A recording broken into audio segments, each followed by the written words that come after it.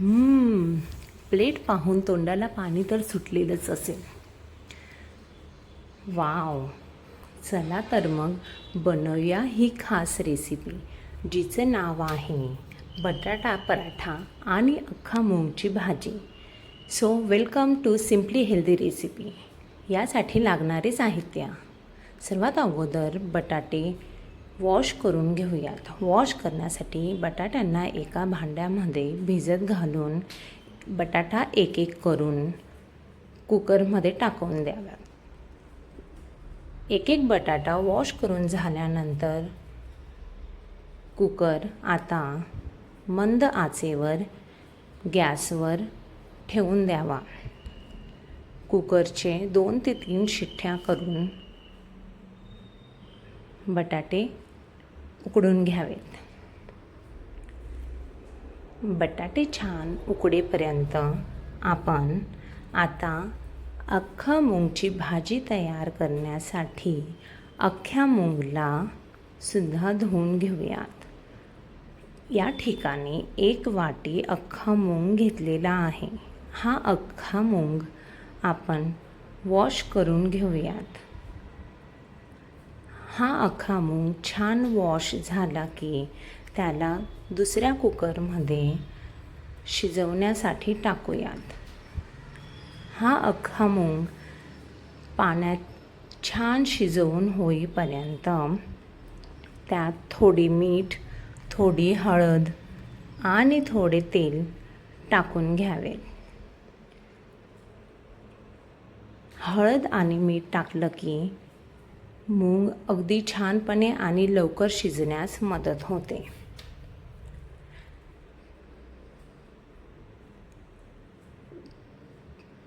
एक मिनिटांनी अख्खा मूग शिजवून झाला की आपण पराठ्यासाठी कणिक मळून घेऊयात. ह्या गव्हाच्या कणकेमध्ये थोडे मीठ टाकून घेतलेले आहे. त्यानंतर हा पराठ्याचा डो छान मळून घेऊयात. जसा जसा आपण मळून घेऊ तो तसा मऊ आणि पराठा लुसलुशीत होण्यात मदत होते. आता आपण या ठिकाणी बटाटे शिजून झाले आहेत की नाही हे चेक करून घेऊ. वा, या ठिकाणी बटाटे छान मस्त शिजून झालेले आहेत. आणि आता हा कुकर पुन्हा अख्खा मूग तयार करण्यासाठी लावलेला आहे. आता साईडला हे बटाटे काढून घेऊन त्या बटाट्याची साल काढून घेतलेली आहे. हे बटाटे मॅश करून घेऊयात. हे बटाटे छान मॅश झाले की भाजी करण्यास रेडी आहे. आता सुरुवातीला मी 3 मिरच्या घेतलेल्या आहेत. ह्या मिरच्या मध्यम आकाराच्या आहेत आणि जास्त तिखट नसल्यामुळे ह्या मी 3 घेतलेल्या आहेत. ह्या छान बारीक चिरून घेऊयात. मस्त बारीक चिरून झालेल्या मिरच्यानंतर आपण एक मध्यम आकाराचा कांदा घेऊयात. ह्या कांद्याला सुद्धा छानपैकी बारीक चिरून घेऊयात. कांदा बारीक चिरून झाला की आता थोडी कोथिंबीर घेऊयात. त्या कोथिंबीरला सुद्धा छानपैकी आपण चिरून घेऊयात.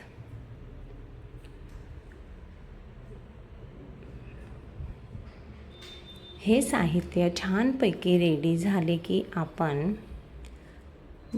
बटाटा स्टफिंग रेडी करूया. सुरुवातीला गॅसवर एक छान कढाई ठेवून घेऊया. त्या कढाईमध्ये तेल टाकून घेऊ. तेल गरम होईपर्यंत त्यात कांदा टाकून घेऊयात. हा बारीक चिरलेला कांदा छान परतवून घेऊ. त्याच पद्धतीने कांदा टाकून झाला की लगेच मिरच्यासुद्धा टाकून घेऊ. या दोघांना छान मस्त परतवून झालं की कांदा सोनेरी रंगाचा होऊ द्यावा.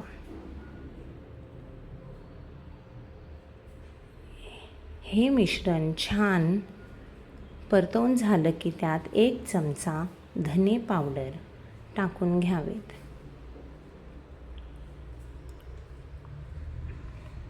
त्यानंतर अर्धा चमचा किंवा 1 चमचा हळद टाकून घ्यावे.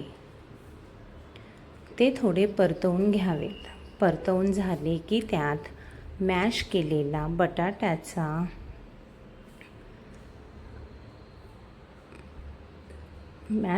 बटाटा टाकून घ्यावा आणि पुन्हा एकदा छानपैकी मस्त परतून घ्यावं.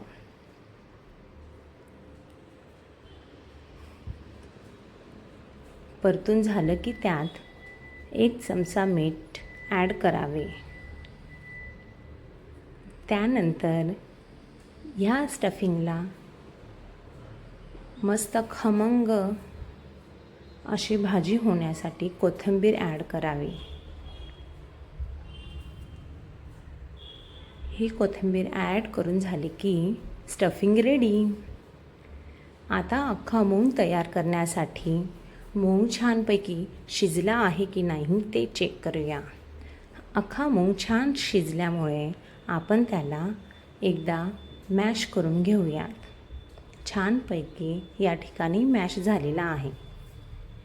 खलबत्त्यामध्ये लसणाच्या 7 ते 8 पाकळ्या घेऊन त्या छानपैकी ठेचून बारीक करून घेऊया. त्यात थोडे जिरेसुद्धा टाकून घेऊत. ही जिरे आणि लसणाची पेस्ट या ठिकाणी तयार करून घेऊयात. आता कढाईत 1 ते 2 चमचा तेल टाकून घेऊयात.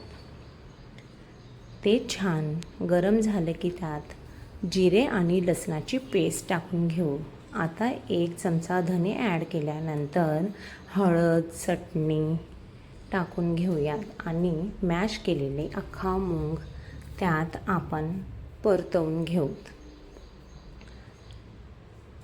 हे परतवून झाल्यानंतर पुन्हा त्यात थोडी चटणी ॲड करून घेऊयात. ही चटणी ॲड करून झाल्यानंतर पुन्हा एकदा छान परतवून घेऊ. सोबतच मीठही टाकून घेऊयात.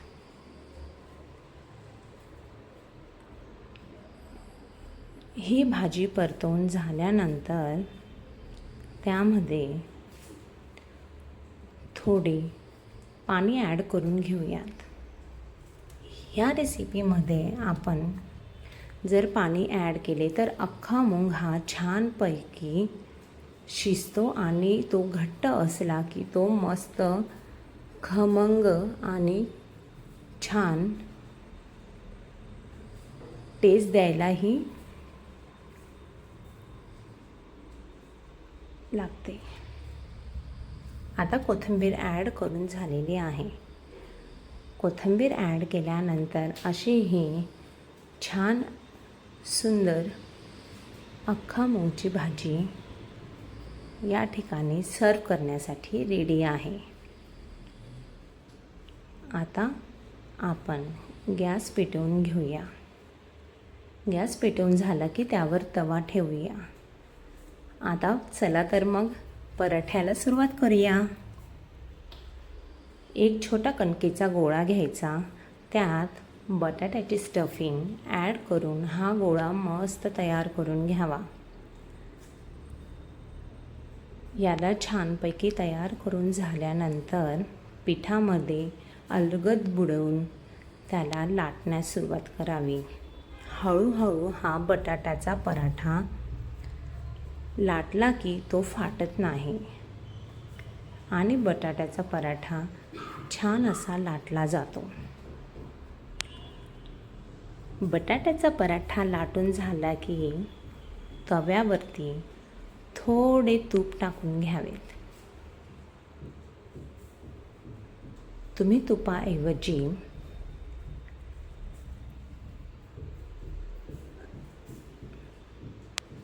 तेल किंवा बटरसुद्धा यूज करू शकतात. आता या ठिकाणी मी तव्यावरती हळूच अलगर पद्धतीने पराठा टाकून घेतलेला आहे. पराठ्याच्या कडेला सुद्धा तूप टाकून घ्यायचं आहे. याने काय होतं की पराठ्याचे कडे छानपैकी मस्त भाजले जातात. पराठा खुसखुशीत होण्यासाठी मदत होते.